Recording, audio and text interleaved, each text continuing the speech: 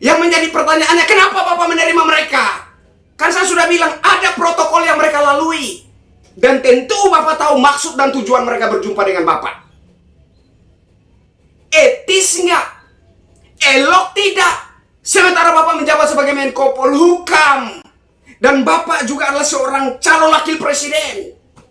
Dan Bapak menerima kelompok masyarakat yang datang kepada Bapak berbicara tentang wacana pemakzulan presiden. Pertanyaan saya, sebagai Menteri Koordinator Bidang Politik Hukum dan Keamanan yang masih menjabat hingga hari ini, dan presidennya adalah Insinyur Haji Joko Widodo, punya malu nggak Bapak menerima kelompok masyarakat yang datang dengan tujuan membicarakan pemakzulan presiden? Bapak punya malu tidak?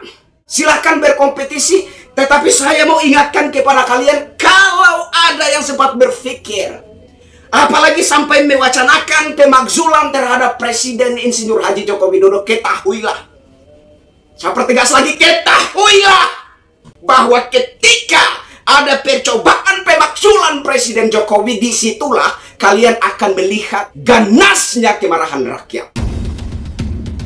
Rakyat Indonesia, masyarakat kecil belum mengerti makna kemerdekaan. Berkenan di hati Bapak.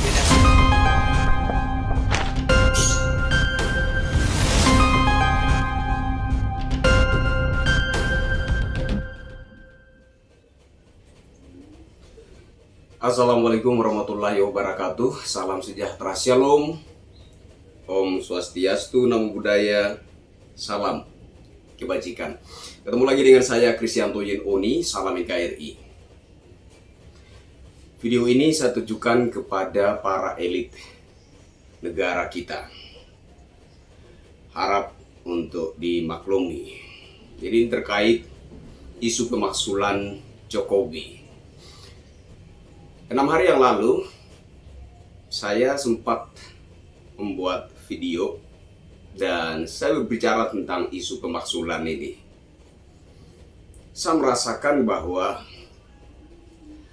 ada energi negatif, ya, semacam ada upaya untuk memakzulkan Presiden Jokowi, melengsarkan Presiden Jokowi.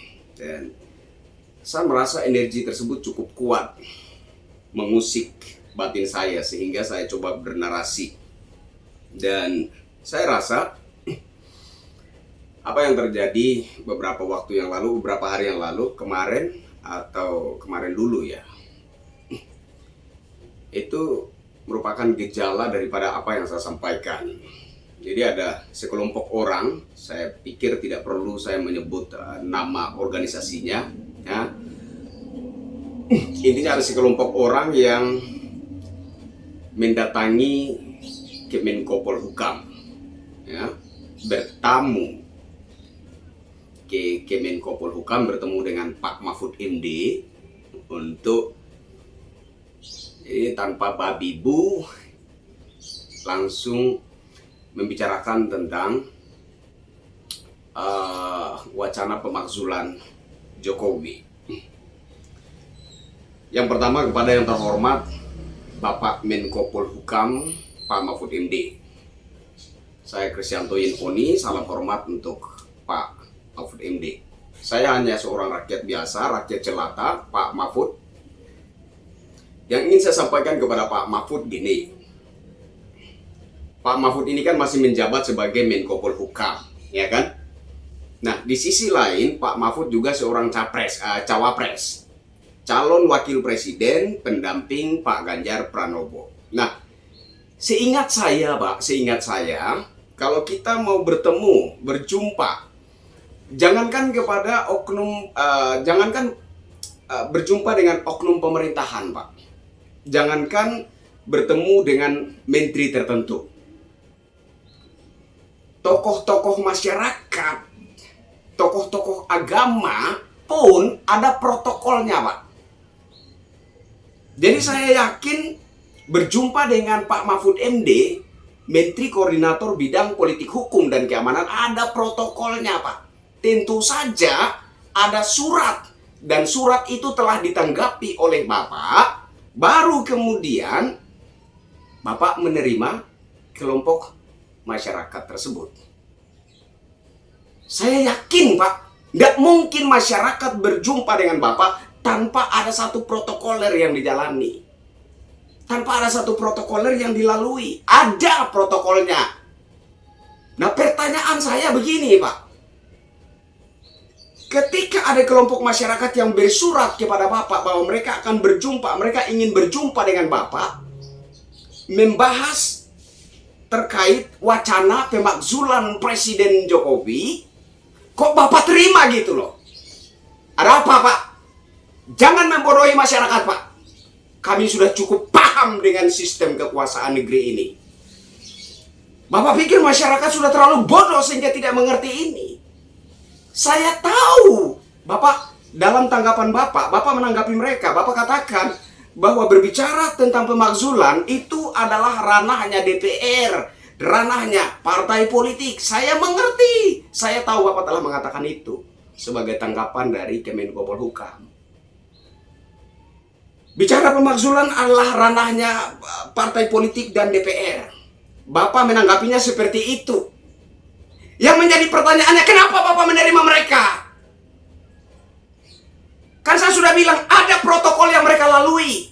Dan tentu Bapak tahu maksud dan tujuan mereka berjumpa dengan Bapak. Etis nggak? Elok tidak? Sementara Bapak menjabat sebagai Menko Polhukam. Dan Bapak juga adalah seorang calon wakil presiden. Dan Bapak menerima kelompok masyarakat yang datang kepada Bapak berbicara tentang wacana pemakzulan presiden. Pertanyaan saya, sebagai Menteri Koordinator Bidang Politik Hukum dan Keamanan yang masih menjabat hingga hari ini, dan presidennya adalah Insinyur Haji Joko Widodo, punya malu nggak Bapak menerima kelompok masyarakat yang datang dengan tujuan membicarakan pemakzulan presiden? Bapak punya malu tidak? Itu yang pertama Pak. Yang kedua Pak, saya pikir mungkin akan lebih menarik simpatik masyarakat kalau Bapak kembali mengusik terkait dugaan tindak pidana pencucian uang senilai 349 triliun. Saya pikir itu akan lebih menarik simpatik rakyat terhadap Bapak. Itu akan membuat rakyat lebih mengagumi Bapak. Saya pikir itu akan lebih memungkinkan rakyat memilih Bapak di Pilpres nanti. Yang saya sesali adalah ketika Bapak dipilih sebagai calon wakil presiden, pendamping Pak Ganjar Pranowo, taring Bapak hilang. Bapak tidak punya power lagi. Bapak langsung kecut. Di mana taring seorang Mahfud MD yang sempat saya kagumi ketika Bapak dengan gagah beraninya berhadapan dengan para anggota DPR RI yang begitu garang. Bapak maju tak gentar mengusik dugaan tindak pidana pencucian uang 349 triliun. Di mana taring Mahfud MD yang itu? Di mana kegagahan seorang Mahfud MD yang itu? Itu yang ditunggu-tunggu oleh rakyat saat ini. Itu yang kami nanti-nantikan saat ini. Dan kalau Bapak berani mengusik kembali dugaan pencucian uang 349 triliun itu, saya Kristianto Yenoni akan pilih Bapak. Pertanyaannya, Bapak berani tidak? Saya pikir begitu. Itu yang kedua. Jadi saya berharap agar Bapak fokus kepada tupoksi Bapak sebagai Menteri Koordinator Bidang Politik Hukum dan Keamanan. Yang ketiga yang ingin saya sampaikan kepada Bapak, yaitu ketika Pak Ganjar Pranowo memberi nilai terhadap praktek penegakan hukum di era ini. Pak Ganjar Pranowo memberikan nilai 5. Pertanyaan saya adalah, kenapa Bapak tidak menanggapi itu? Apakah Bapak tidak sadar bahwa saat ini yang punya power terkait penegakan hukum adalah Bapak sendiri? Apakah Bapak tidak menyadari itu? Jadi menurut saya, kalau hari ini Pak Ganjar Pranowo berkampanye menjual isu penegakan hukum, dan wakilnya sementara calon wakil presidennya adalah Pak Mahfud MD, maaf Pak, jangan jual kucing dalam karung kepada kami rakyat ini. Kami tidak terlalu bodoh untuk dibodoh-bodohi. Kami sudah cukup pintar untuk mengerti seperti apa politik ini.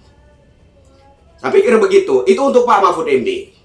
Yang kedua, saya mau serukan kepada semua elit negara ini. Silahkan, kita sedang berada di tahun politik, di masa-masa pesta demokrasi. Silahkan berkompetisilah. Jika kalian memang punya niat untuk mendatangkan satu perubahan atau satu kemajuan yang lebih baik untuk negeri ini, silahkan berkompetisilah dengan sehat, karena negara sudah menyediakan sarananya, yaitu pemilu. Silahkan berkompetisi. Kalau kalian benar-benar punya satu panggilan hati, idealisme, bagaimana membawa bangsa ini menuju kepada satu kemajuan yang lebih baik melalui jalur demokrasi, silahkan berkompetisi. Tetapi saya mau ingatkan kepada kalian, kalau ada yang sempat berpikir, apalagi sampai mewacanakan pemakzulan terhadap Presiden Insinyur Haji Joko Widodo, ketahuilah, saya pertegas lagi, ketahuilah bahwa ketika ada percobaan pemakzulan Presiden Jokowi, disitulah kalian akan melihat ganasnya kemarahan rakyat. Saya pikir seperti itu. Ini tolong dicatat. Saya tidak bermain-main dalam berstatement ini. Apabila ada upaya-upaya pemakzulan Presiden Insinyur Haji Joko Widodo, pada titik itulah kalian akan melihat dengan mata sendiri betapa ganasnya kemarahan rakyat. Saya pikir seperti itu. Saya Kristianto Yinoni, sampai ketemu lagi dengan saya di tayangan berikutnya. Wassalamualaikum warahmatullahi wabarakatuh. Salam sejahtera, shalom. Om Santi Santi Santi Om Nam Budaya. Salam kebajikan. Salam NKRI.